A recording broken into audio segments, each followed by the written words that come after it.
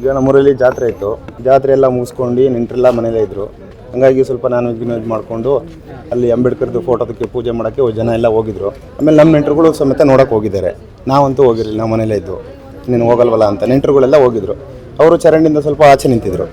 ಕುರುವಂಗಿಂದ ಕಡೆಯಿಂದ ಯಾರೋ ಬಂದ್ಬಿಟ್ಟು ಅವನನ್ನು ಡ್ರಿಂಕ್ಸ್ ಮಾಡಿದ್ದಂತೆ ತುಂಬ. ಅವನು ರೋಡಲ್ಲಿ ಹೋಗೋನು ರೈಟಿಗೆ ತಿರುಗಿಸಿ ಅಲ್ಲಿ ಚರಂಡಿ ಹತ್ರ ನಿಂತ್ಕೊಂಡಿರೋರಿಗೆ ಹೋಗಿ ಕುಡಿದ್ಬಿಟ್ಟು ಆ ಕಡೆ ತಿರ್ಗಿಸ್ಬಿಟ್ಟಾನೆ. ಹಿಂಗೆ ಹೋಗೋದು ಹಂಪ್ ಇದೆಯಲ್ಲ, ಒಂದು ಹಂಪ್ ಆರಿಸ್ಬಿಟ್ಟು ರೈಟಿಗೆ ತಿರುಗಿಸಿ ಆ ಕಡೆ ಹೋಗಿ ಗುದಿಸ್ಬಿಟ್ಟಾನೆ. ನಮ್ಮ ಕಡೆ ಒಂದು 10-15 ಜನ ಇದ್ದರು. ಅದರಲ್ಲಿ ಸ್ವಲ್ಪ ಜನ ಮಿಸ್ ಆಗಿದ್ದಾರೆ ಹಿಂದ್ಗಡೆ. ಹಿಂಗೆ ಫ್ರಂಟಲ್ಲಿ ಸಿಕ್ಕಿದವರೆಲ್ಲ ಒಂದು 9 ಜನಕ್ಕೂ ಫುಲ್ ಸೀರಿಯಸ್ ಆಗಿತ್ತು. ಅದರಲ್ಲಿ ಈಗ ಒಂದು ಪಾಪು ರಾತ್ರಿನೇ ಅಲ್ಲೇ ಸ್ಪಾಟಲ್ಲೇ ಡೆತ್ ಆಗಿತ್ತು. ಅದನ್ನು ಕರ್ಕೊಂಬಂದು ಇಲ್ಲೇ ಬಿಟ್ಕೊಂಡು ಸೀದಾ ಇಲ್ಲಿನ ಎಲ್ಲರನ್ನೂ ಹಾಸನಕ್ಕೆ ಕರ್ಕೊಂಡು ಹೋದರು.